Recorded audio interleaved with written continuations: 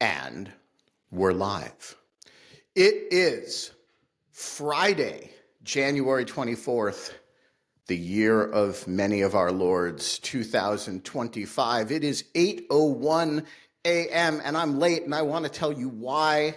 It is entirely my fault. We are a minute late. I had to make this cup of coffee, and I had to acquire this apple. And the water turned out to take a little bit longer to boil than I expected. And you know the rule that a watch pot never boils.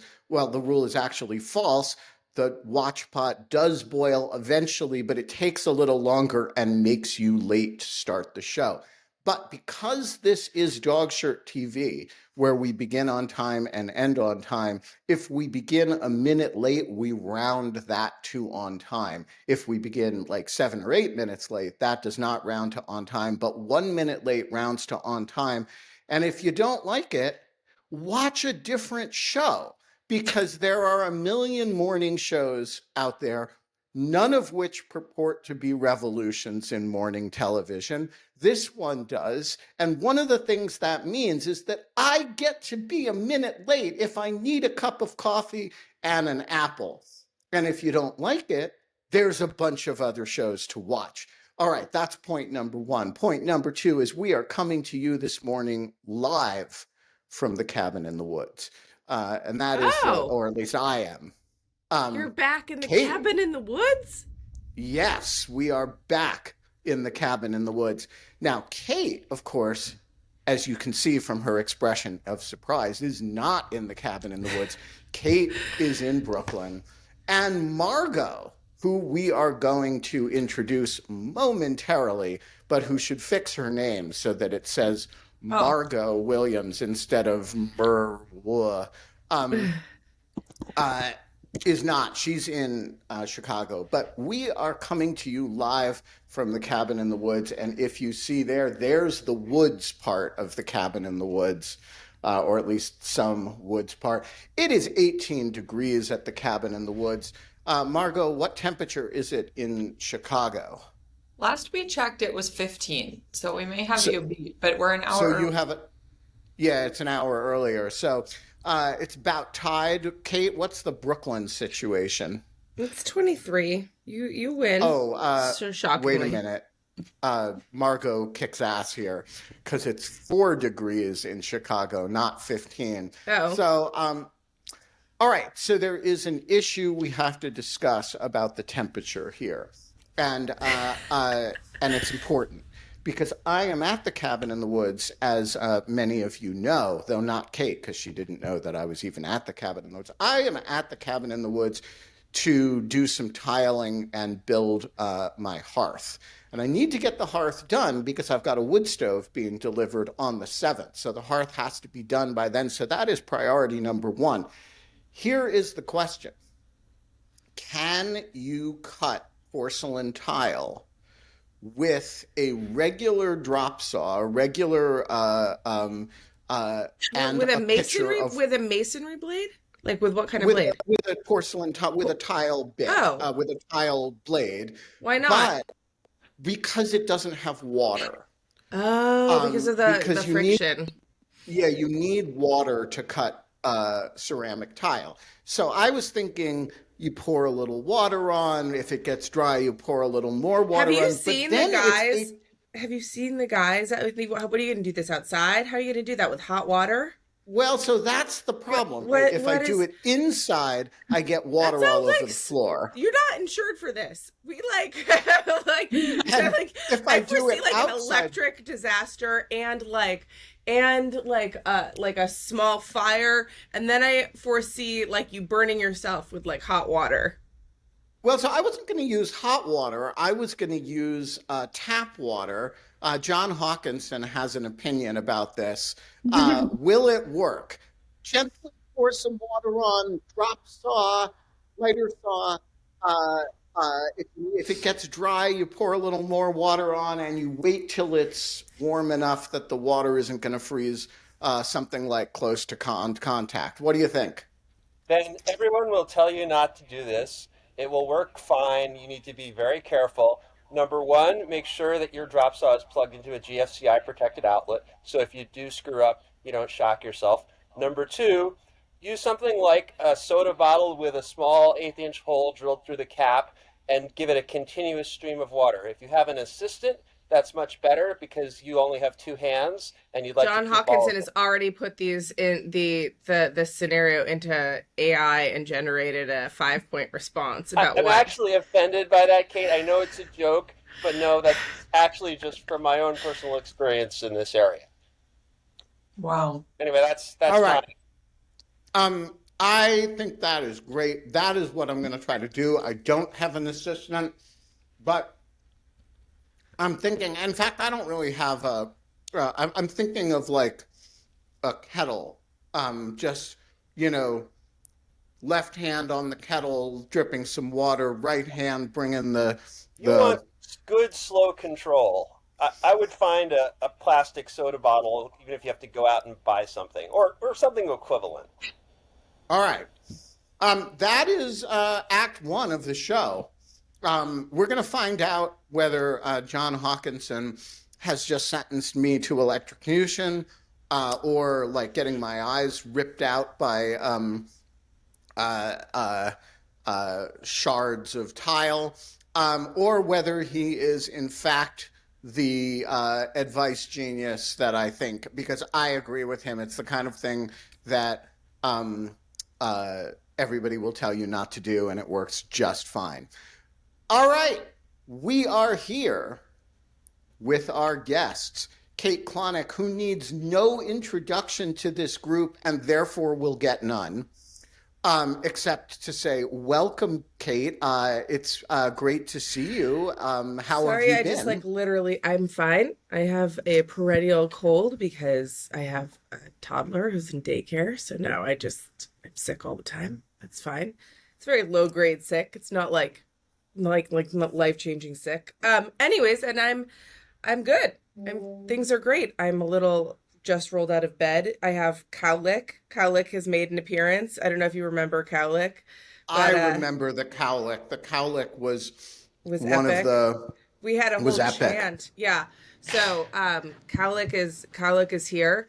No, and things are good. I've been like working it to the bone though lately because of all of these announcements and simultaneously starting teaching three large classes. So an internet law class, an information privacy class, and a property class. I'm doing an overload at Cardozo, and it's been fabulous so far. But then simultaneously, of course, the world has been on fire in as far as tech since I would say since Mark's announcement on January 7th. What do you think, Margo? That felt like the first big hit, and Yeah. then with everything, TikTok felt like phase two, but they felt like discrete things to me. Yeah.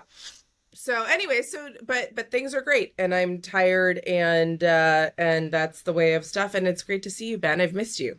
I miss you all the time. I miss both of you all the time. It's really like it's kind of nice to. I mean, I would prefer. I was like last night. I was like, oh, I don't have to teach tomorrow. Maybe I can sleep in until like 9 o'clock. And then I was like, oh no, I signed up to do a live pod in which I like am gonna look like death warmed over, and I just accepted that. And Are you in Brooklyn, Kate?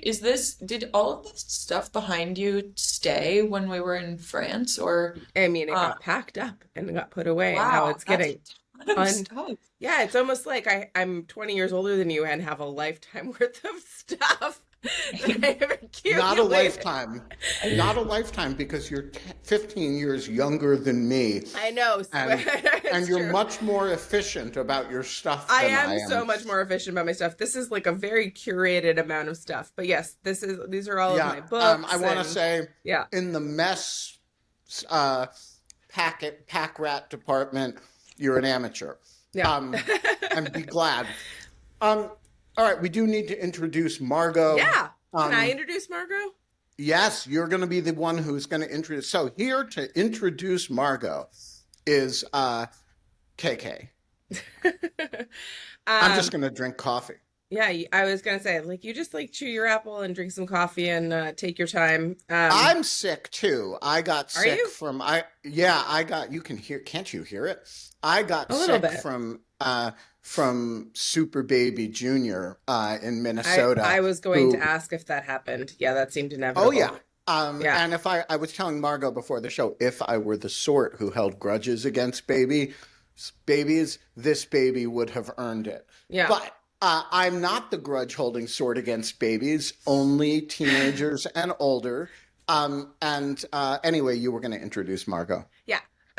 Okay. So Margo Williams graduated in 2023. Okay, great. From Young. don't make that sign Oh yeah. on like live television on the internet, Margo.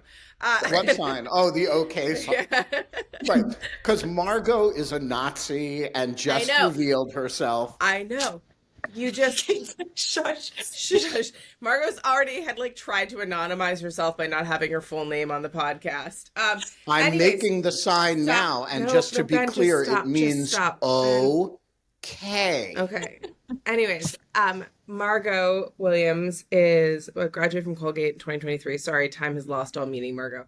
But I first met Margo when she was in high school and wrote me an email asking if she could interview me for a school paper. And so basically I did an interview with her and I told her she was asked wonderful questions about online speech. And I said, if you want to be in touch, stay in touch. If you still are interested in this area after you go to college. And lo and behold, she stayed in touch all those years. And I got an email from her about a year, right as I was applying for the Fulbright. And was like, and she was like, well, I don't know what I'm going to do next year. And what do you suggest? And, we did a long talk. There was a bunch of stuff you applied for. And, but the backup plan and like the kind of like the plan was like, well, you can always come to France and be my research assistant. And we can do a little bit of. If I could interrupt, I wouldn't say that coming with you to France was the backup plan. That was definitely plan A. Okay. The backup. That was plan A. Yeah, The but plan was like, unloading trucks at at Best Buy or something. yeah. Pretty much. And so anyway, so Margo joined us living on her own, but like joined us in France for the year and helped me as a teaching assistant at my class at Sciences Po, helped me with my research, got to attend like all the conferences and meetings that I went to, and kind of helped me distill a lot of the information that I was filtering about the DSA and about TikTok and about various things. And she is just absolutely like incredible. We are like, our family is in love with Margo. Margo's part of our family at this point, like Ben is. And, that aside, all of her personal attributes aside, she is brilliant and fluent in Mandarin and has really interesting, thoughtful things to say about online speech and the powers that be and control it. And so I thought that we would have her on today. I asked her to dip her toe against her will. I did not realize how much this was against your will. Into the TikTok alternative Red Note, which, to be fair, Margo, John reminded me today that we tried to get you to sign up for this in Paris we could my defense for a day. Oh, I you had did? it. So Yeah, like, okay, it's so just hard what you guys tell me. okay, so when we were in Paris, there was a period in which we were trying to find very good Chinese food. And a few of John's friends are from China and had happened to come through Paris, and they said the best way to get food reviews is on this site called Red Note. And so we had like looked into it and it seemed like it was all in Chinese. And we were like, well, we don't speak Chinese, but we have someone who does, who is around all the time. And like, we're like, hey, Margo, why don't you sign up for Red Note? And so apparently you did. But also now this is becoming in handy because as TikTok is shut down in the US, although it is broadly not shut down because of Oracle and Larry Ellison's deal with Donald J. Trump, behind the scenes, the quid pro quo that they're working out, that essentially a lot of people have been switching over to Red Note, which is a very not for English speaking audiences app that is also not not exactly the same kind of algorithm and exactly the same type of content, but that's what you're here to talk to us about. I will say I forgot a really important part. Margot's thesis when she was in college was all about the differences between TikTok US and you can pronounce it for me? It was called Douyin, Douyin, which is like the TikTok. Yeah, exactly. which is the in China TikTok. And so she studies this. It is fascinating. And welcome to the show, Margo. I miss you. It's so great to see your face. I miss you both. Thanks for having me. All right. Enough introductions and pleasantries and people talking about how they miss each other. Though I miss you both. Margo, what the fuck is Red Note? Well, Red Note, it literally translates here. I'm pulling up my phone to show you the app. It's literally translates to Xiaohongshu, which means little red book. And it's very similar to TikTok in that it's a social media more than it's a social network. So it's not really about following. Just let me pause over the name. I assume Little Red Book is a reference to Mao's Little Red Book. I would assume so. I mean, I haven't really like substantiated that with like looking it up. I mean, it just seems like a weird No, name it for is. an It app is. if Like it there has been refers to lots of something coverage else. on, yeah, there's been lots of coverage that is essentially like that Okay, is so we can particular- make a yeah. great leap forward into it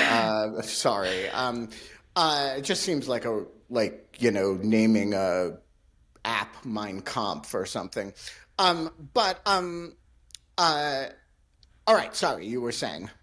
From my looking at it, there are like a couple threads that I think are common in the content. I can't really speak to the algorithm, honestly, because I think it takes a little bit more time than I've given it for an algorithm to really come into play. But I did at the beginning, when you set up the app, you have to say, I'm interested in cats and home decor, and like you can click all these different types of things. Can I that ask you're- a quick question? Yeah. Is that course. in Mandarin or is that when you saw No. that or was it in English? Because I have friends in Europe who are downloading Rednet now because all of their American creators, they're afraid of losing them. And so they were saying that they had to get it they had to do a translate screen to try to sign up for it. So I'm interested in what you think. That's fascinating. Mine was all in English, and I didn't put in any setting to make it into English. Interesting. But I do vaguely remember when we were in France and I set it up, it was all in Chinese. And so I had to struggle through navigating it a little Interesting. bit. Okay. Just a little, okay. Yeah, I don't know how much they changed the interface, but I will say, like, a ton of the content, even just watching the videos, is in English, which is like night and day from Now, how what it are was. the captions in? Both. So, things that make sense in China is in English here, and then this is a Chinese caption. Yeah. But help me out here. So the reason we're talking about the Little Red Book here, I'm just going to call it by that because I think if that's what its name really means, we shouldn't, democracy wash it. So if we are, I assume we're talking about it because a whole lot of people are switching over to it, both influencers and users are switching over to it because of the partial demise of TikTok. Is that right? Yeah, it's number one in free downloads in the US right now. It's like kind of a cuckoo transition. And explain to me, because I think generationally stupid. It's just like if I'm my age, I'm by definition a moron about these things. If you're interested in That's sharing okay. Margo short, hasn't watched The Matrix. you know, Sorry. no, I mean everybody's generationally stupid about something. I don't understand. There's lots of non Little Red Book apps on which you can share short videos with dancing and music. You could use YouTube Shorts. You could use Instagram. You could use, I assume Blue Sky will be able to do it soon. Why are people migrating to until recently Chinese language app that's branded with Mao Zedong rather than to any of the good Silicon Valley apps that we're supposed to Reels. love Why are because people we're using American? Reels? Reels, right? Reels. I think the answer, I mean, I don't have a perfect answer. Obviously, I can't explain why everybody's shifting to a certain thing, but I think the answer that I can come up with is that Reels is like tried and failed. Like people are trying to monetize something, they're trying to go viral, trying to like make it on a profitable platform, and Reels has proven to not really function that way. I think that it's just not as And why is that? It's not like people aren't uglier on Reels than they are on, what the music works. What's wrong with a good old American inane product?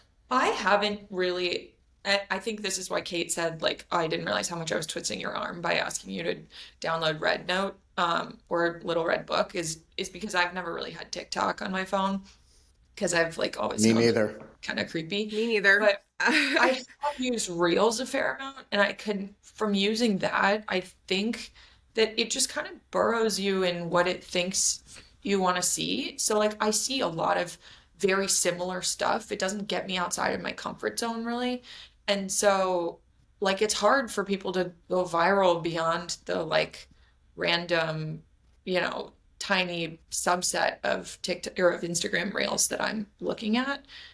So I think it just doesn't like pull from like a centrally appealing algorithm or something in the same way. So I think people are just saying like, well, if they were able to do it once, then let's stick to the same creator, and they just haven't been regulated away yet. So let's go to something that promises to be more similar. So Interesting. I just want to say that there has always been a type of difference between the algorithm on TikTok and the short form video of Reels or anything else that has like kind of tried to exist and fill the space that the TikTok fills. The one thing that I will say is that there are organic like differences in like just how a platform like takes shape, and the type of content that of course they like favor with their algorithm, but then favor in terms of like the types of people that like being on it. Like we're not on Twitch right now. Like why are we not we could do this on Twitch, but that's just not like our deal. Like we just don't really know Twitch. We found Riverside for people are path dependent. And so there are kind of like they get into certain zones and this is how they do things. I think there is a heavy amount of the Chinese made a really good app. We like TikTok. We're just going to switch to another Chinese app. And Different Chinese app. It's like yes. the 80s and cars and Japan. Exactly. I drive Japanese cars. Because they're cheap to fix and they're cheap to buy, and like Honda is reliable, and so I'm going to replace, if I'm going to upgrade from my Honda Civic, it's going to be to a Toyota Corolla. I'm not going to look at those American cars. It seems like it's got a bit of that vibe. It's 100% that vibe, Ben. That is the generational analogy to make, I think. And sorry to cut in, Margo, see if you agree with me here. How much of it is political that the American policymakers tried to take our TikTok away, so we side with the Chinese Communist Party and go with the Little Red Book app? Notice I'm wearing a red shirt because there are no clean dog shirts at the cabin in the woods. And so I'm matching the app color. How much of it is like a political fu to the American policymaking world? I'll totally give you that I think it is a political FU. I don't think it's like a big, and now we side with China development. Like, does that distinction make sense? Like, it's a little bit of a middle finger, but it's So it's not. not like smoking Cuban cigars, which always had like I'm pro Castro and they're the best cigars in the world. I don't think so. I mean, I don't, I'm not super familiar with the smoking Cuban Neither cigars. am I. I'm not a smoker. But if smoking Cuban cigars was like this regulation is stupid and it shouldn't be regulated away, then like, sure. But if it's smoking Cuban cigars is like, I actually side with Cuba and I think that like, what's going on there is fine, It's not then like switching your voter registration. It's like kind of just making a small gesture. So to this point, I think that like the other thing to say is that it's a small gesture. There is actually also some very kind of there have been some cute kind of cultural references to people about like the back and forth with TikTok, which is just kind of like the idea that that essentially like people have said like it's kind of like the boyfriend that like storms out and breaks up with you and then like 10 minutes later comes back and wants to make up and you're just kind of like is that like or a week later comes back and wants to make up and that there's like an ick factor. There's like I feel like this is toxic. I feel like this is oh, a people bad have that with relationship. TikTok. Yeah. And so Oh, people are like, oh, TikTok's back, but do we really want TikTok to be back? And there's been a lot of complaints that it's back, but it's different. It's not serving the same type of content. People are sus about like whether or not it's as good as it was before. And I think that people are curious. Frankly, I think that people are curious. They want to see there is like this endless amount of So content. you're saying Red Note is a rebound relationship? Yes, no, exactly. But it could be the forever one. And so like I don't think it will be. But like I do think that there is this I also My think forever relationship is with Substack. there is this yeah, I know it is. But there is this one kind of part of this that I think is really interesting too, which at the core of all of these things is that they're huge. Like there is just like an evergreen baseline content in cultural exchange. Like this yes. is how we do it here. Like how do you do it where you're from? This is like It's an evergreen, like you can just there is In not like Japan, we don't say, oh "Oh my yeah, God," blah blah blah. We this say, is what a trash can looks like in Japan. This is what it looks like in Brooklyn. This is what a rat looks like in a trash can in Brooklyn. We don't have rats in Japan. Like Wait, there's why Japan? oh, I mean, I'm Sorry. just like giving an example of like another Oh, a cultural place. comparison. Like one anyway of my that like favorite of content. Like one yeah. of my favorite influencers just does in Japan. We don't say X, we say Y, and but Y is always completely nonverbal. Yeah. So Oh, the that's interesting. but like my point is sorry, I was using Japan as like just as just like a place. I could have said France. I could have said anywhere. I just kind of mean, but of course we do mean China here in particular, but also like the fact that China does this does make it so that TikTok is a cultural exchange program a little bit for like the whole world. And this is kind of like this interesting part of this. Like, of course, people, I mean, a lot of my best friends like are on TikTok for the France US content, like right, the cultural exchange content.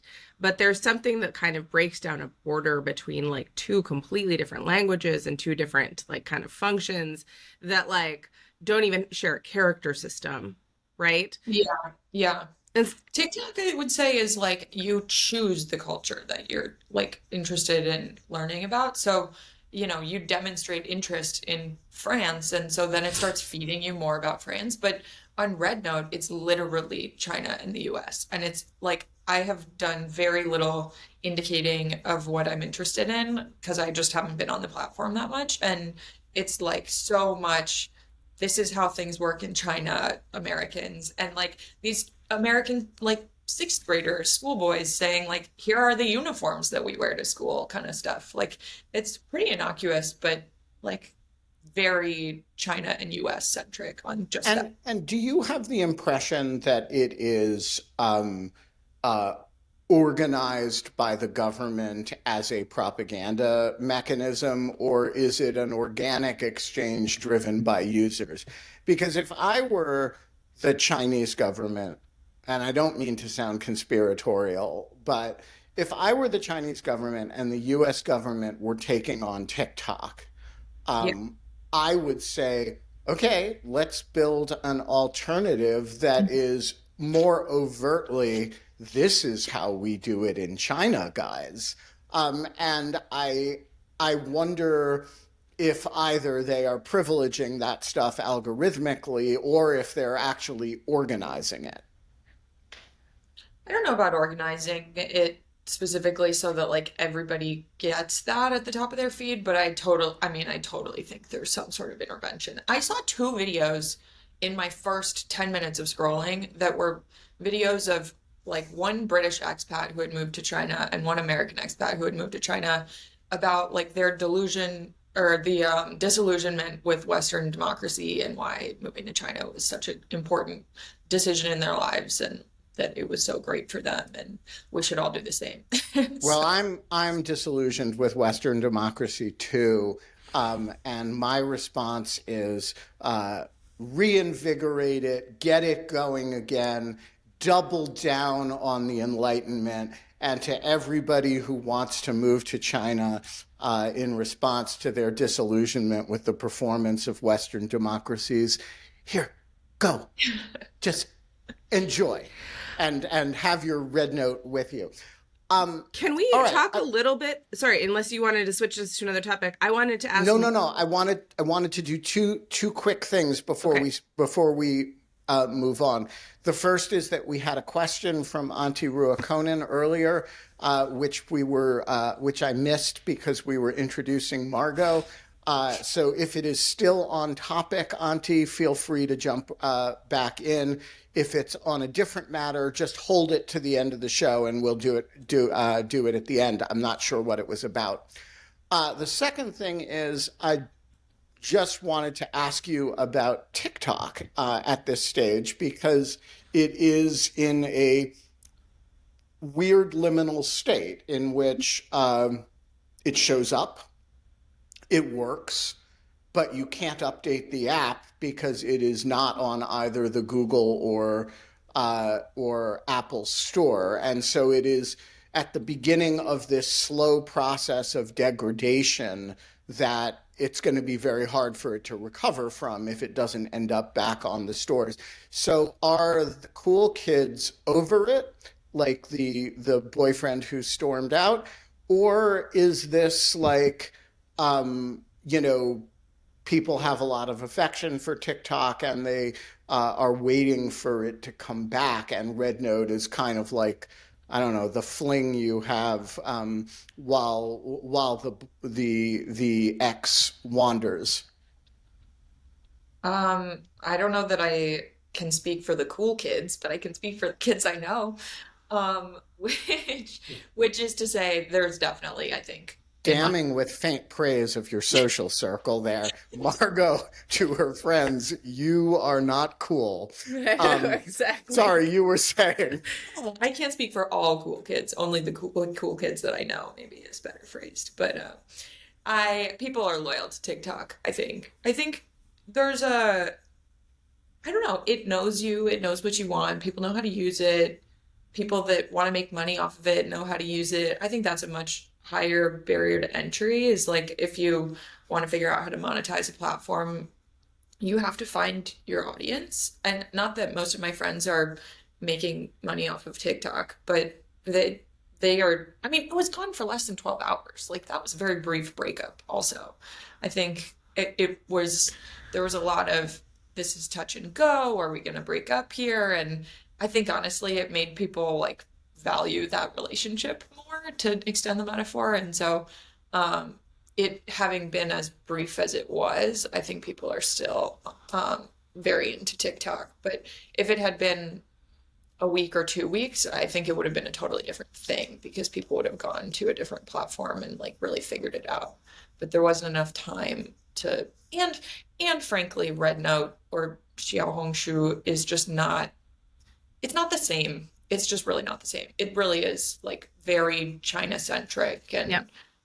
like culturally and content wise China centric. It's not just the language. So this is my question for you is like, I want to know more about the thesis that you wrote, which was essentially like, what were the differences that you found between TikTok US and how did you research that if you didn't have TikTok on your phone? Well, So that's kind of yeah. an interesting point right there. But then like, tell us a little bit about how historically, at least when you did this work, the differences were between TikTok US and Douyin. Douyin. Douyin, Douyin. Douyin. Douyin. Yep. I tried so hard to access Douyin from the US and failed. I later was informed that I should have like cleared more of my data on my laptop to make it have a better fighting chance of working. But I couldn't get over the, Great Firewall of China, as it's called. So I ended up reaching out to a friend of a friend who screen recorded herself scrolling on Douyin. And she did it on two different accounts for me. I wanted one account to indicate that she was a Chinese speaking person in China. And I wanted another account to, like, she could write that she was in the US, even if it looked like she was in China. And then have the profile be in English, because I was kind of curious whether the platform would, recommend different things based on what she looked like.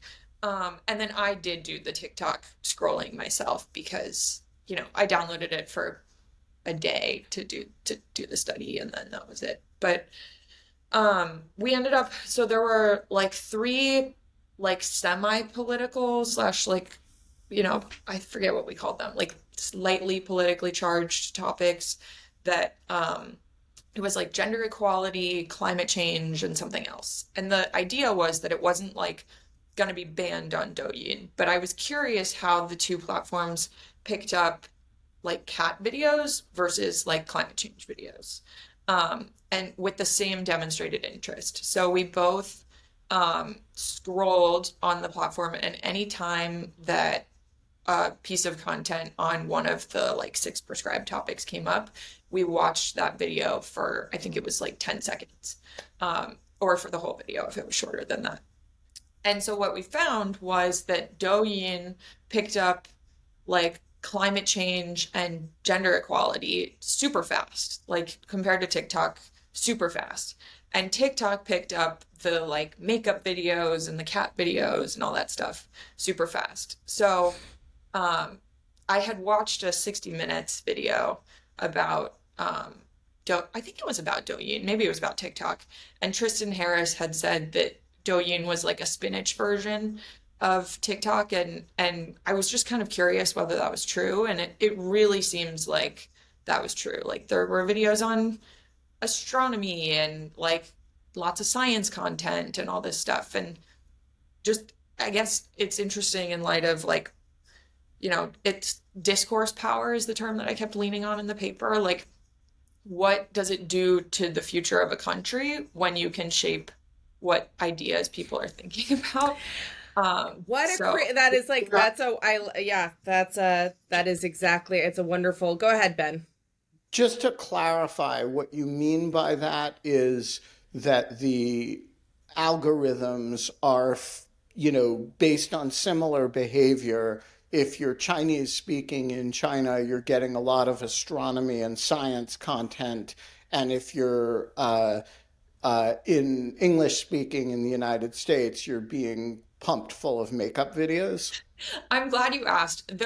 We didn't see a difference between the profiles. So there were two platforms and I look like a plain person, but there were two profiles on each platform, and we didn't see a difference between the two profiles. So whether you indicated that you speak Chinese or indicated that you speak English, you were fed very similar content.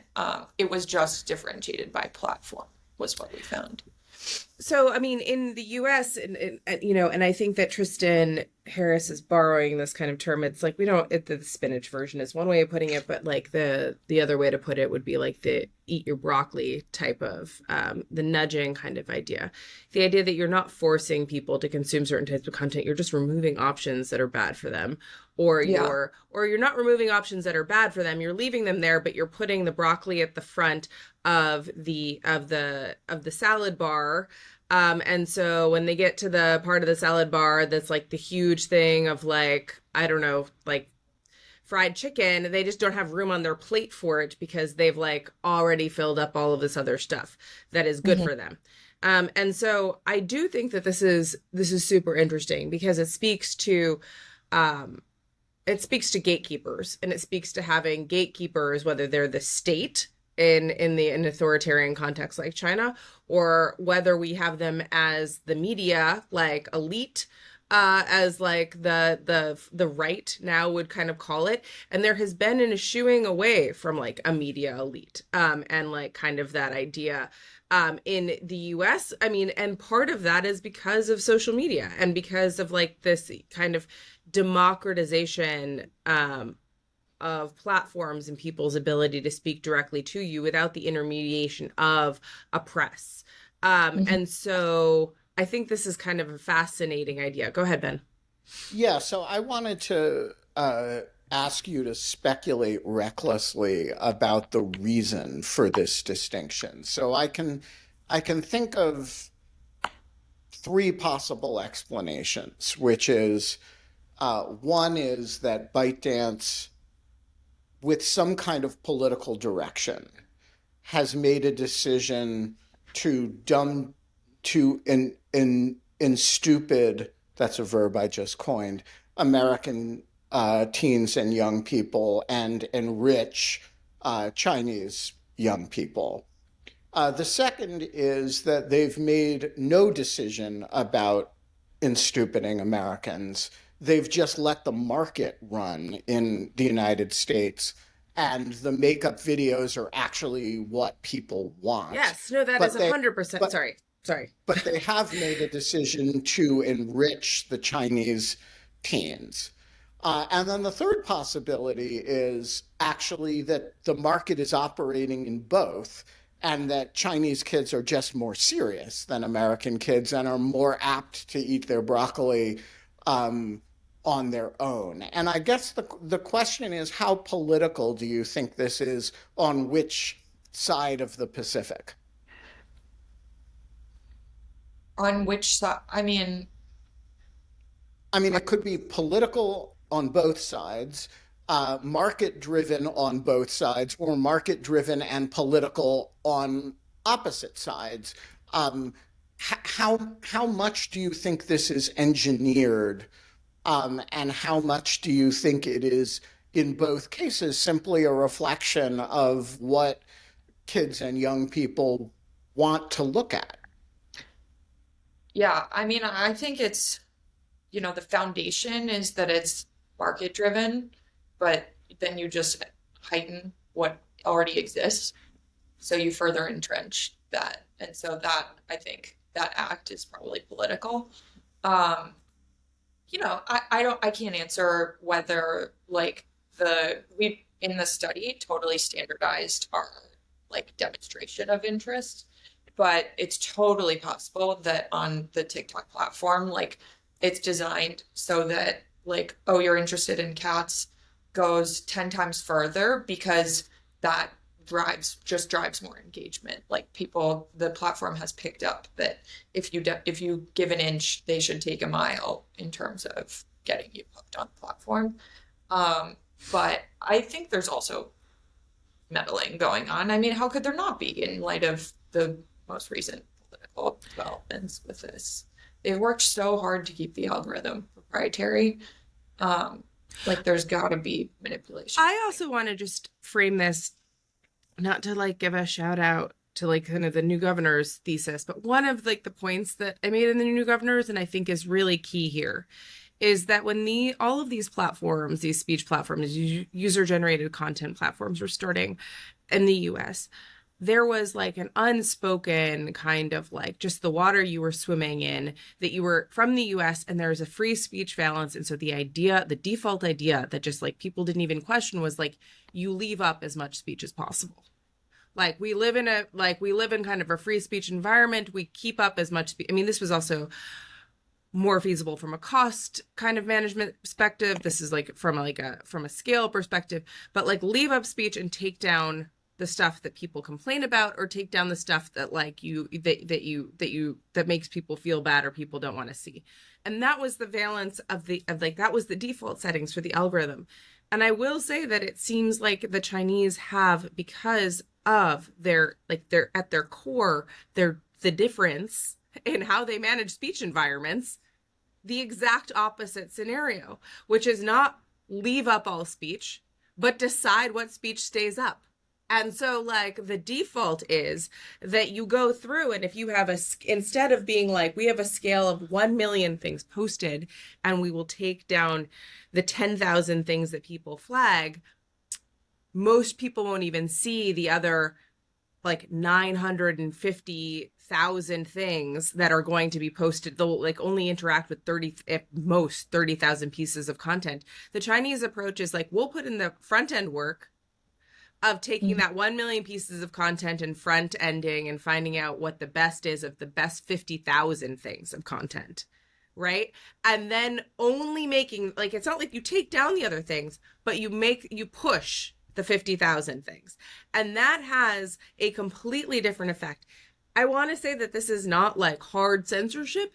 This is just like literally a changing your default settings, like almost like of what your approach is. And I do think that it comes from a cultural and political standpoint, but that doesn't mean that it's like nefarious necessarily. Like I do think that there are parts of like pushing propaganda and things like that that absolutely happen, and they take down Uyghur content, and there's Tiananmen video. Yes, exactly. Or Free a, Tibet, or a like Hong Kong democracy or Tiananmen Square video. 100%. Not on Douyin at all. Yeah.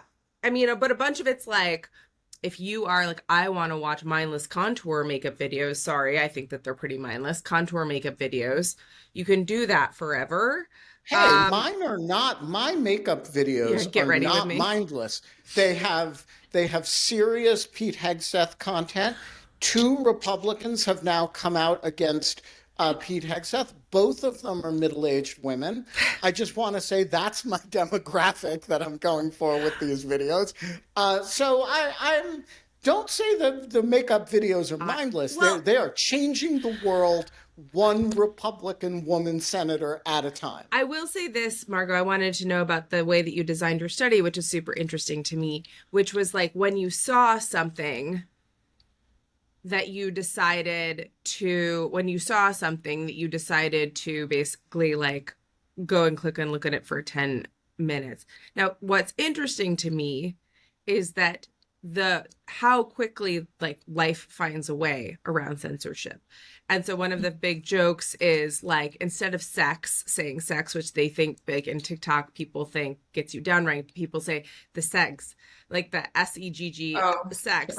And so, they refer to it as that. And so so that you don't get trapped by like the algo into getting downranked in some type of way.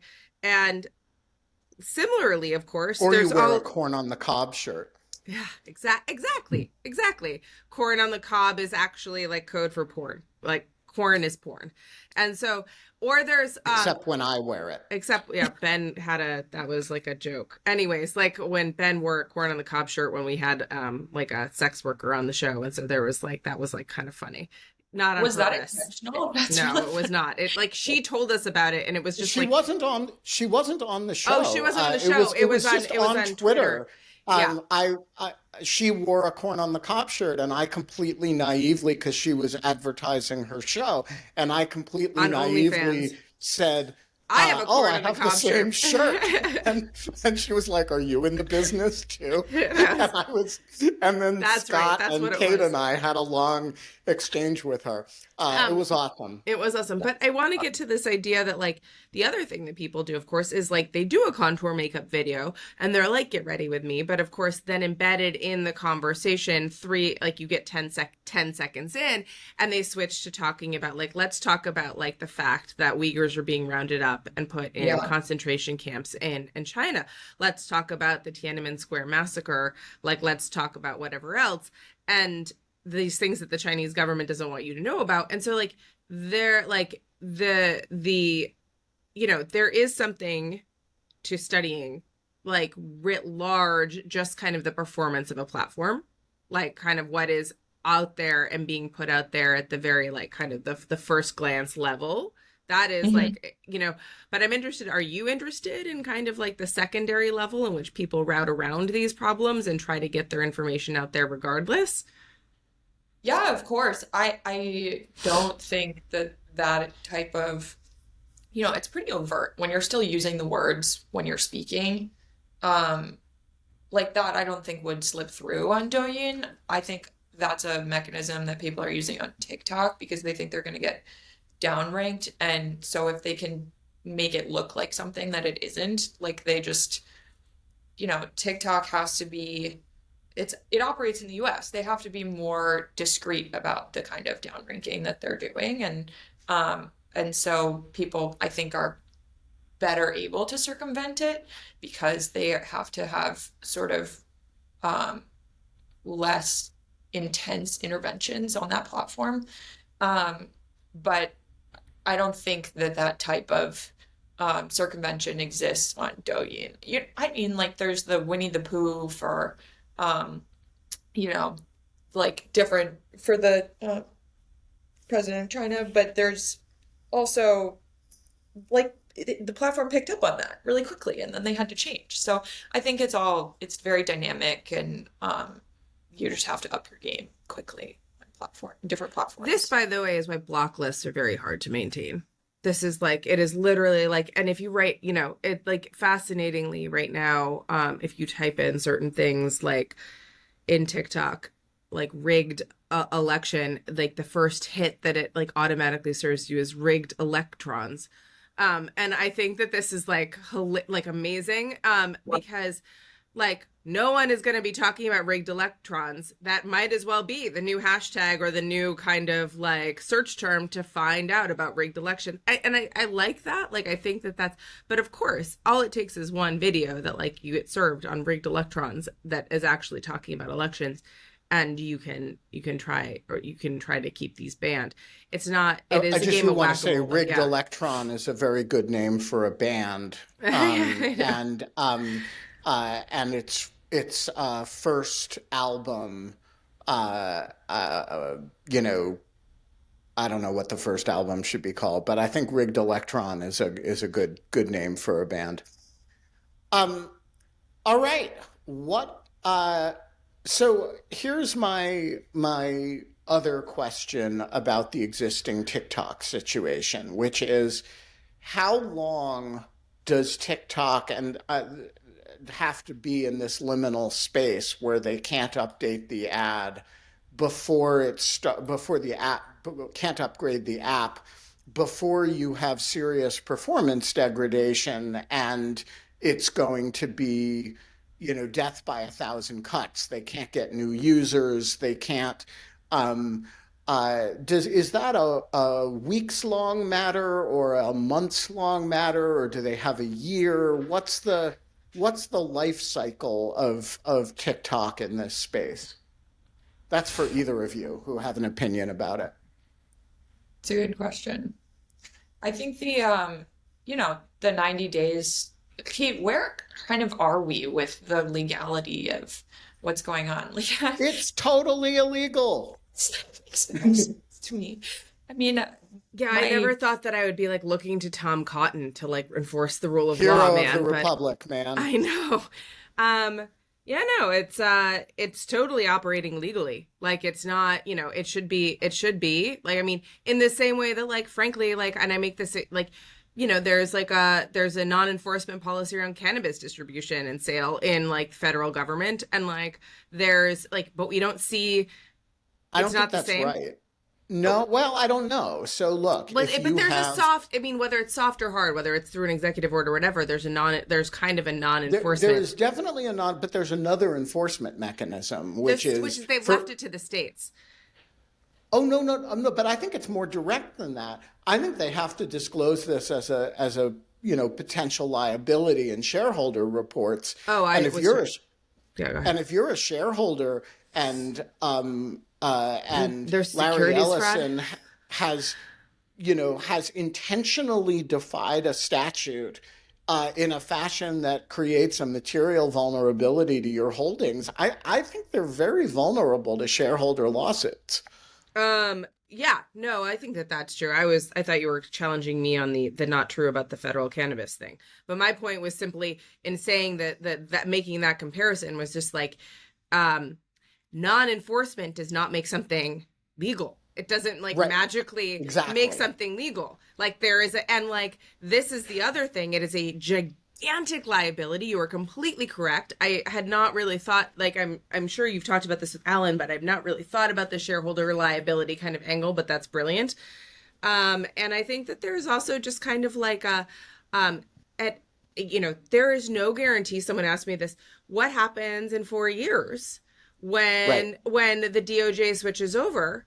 It's not even like a retroactive enforcement. It's just like it's just like an enforcement. It's not like there's nothing like, you're not like going back through time and deciding that, no, you're just going to kind of like gather it all up and like you've got to really. It's not like the statute is ambiguous. Right, the president can say whatever he wants about what is legal. The statute is super, super clear. All right, we gotta wrap up. I think Auntie had a point he wanted to make. So he's Auntie, gone. if you're he's there, not in the chat. He's gone. He had left like 30 minutes ago. Poof, Auntie is gone. I have no idea what the point he wanted to make was about. My apologies to the nation of Finland for not getting to his point. So that means we have 3 minutes to wrap up. Yeah. I think what do we want to talk about for 3 minutes? I guess I want to know if Margo are you going to stay on Red Note? Are you going to like be looking at, are you going to stay on Red Note? And she's like, no. No. I wouldn't even, I don't like having TikTok on my phone, let alone this like super overt Red Note app on my phone. Yeah. I'm going to be like clearing all my data. You don't find any of it, even as a person who has studied Chinese for so long, you don't find part of it kind of fascinating to like kind of look at like the Chinese language part of it, but you can get that somewhere else. Yeah, I can get that somewhere else. Like I would find TikTok fascinating, I'm sure, for a variety of reasons, especially as someone interested in looking at platforms. But like also, I don't know, I can read, I can dabble on the occasion. Like I've downloaded it before, I can always download it again, but I don't need them to be, well, I guess not, that's actually not true right now, but I don't need Remember, to. you can sideload them. You don't have to download them from the App Store. There's a way around it. Before we run out of time, John Hawkinson, what's on your mind? Well, Ben, at the end, I just wanted to remind you of 3 things I didn't really mention earlier. 1, please make sure to wear adequate respiratory PPE, even if you're using water. 2, you suggest something about a kettle. You should be using cold water because the temperature of the blade is an important issue. And 3rd, and maybe most importantly, I think the biggest danger with the miter saw is adequate work holding. You're really supposed to keep your fingers quite a distance away from the blade, more than you'd think. And are you cutting 4-inch tile or 6-inch tile or what? You mean width? Yeah. Yeah, it's 4-inch. Yeah, so I mean, everyone will tell you that's too close. So you need to just be extremely careful. There was suggestion in the chat that you should maybe use an angle grinder. You don't get as much control, but if you had a vise, you would be safer. So I just want to remind you of these issues, especially since this is a public form of guidance and other people with cabins in the woods might see you and replicate your errors. On a similar note, consider asking a neighbor who already has a tile saw. You don't know who they are, but Yeah, these are all excellent points. Kids, do not try this at home. Use the appropriate tool for the appropriate project. And don't listen to the guy at the Home Depots or at the Lowe's who says, just pour some fucking water on it. We're going to leave it there, people. Margo Williams, you're a great American. It's great to see your face. Kate Klonick, you're a great American, and it's great to see your face, particularly illuminated by that blast of light from the window. John Hawkinson, you should be running a do-it-yourself YouTube channel for people who are particularly nerdy and want the exact right tools for the exact right project. Folks, we're going to be back on Monday, by which time this respiratory infection that I got from that damn baby should be gone. I hope we will be back on Monday. Keep the faith. See you soon.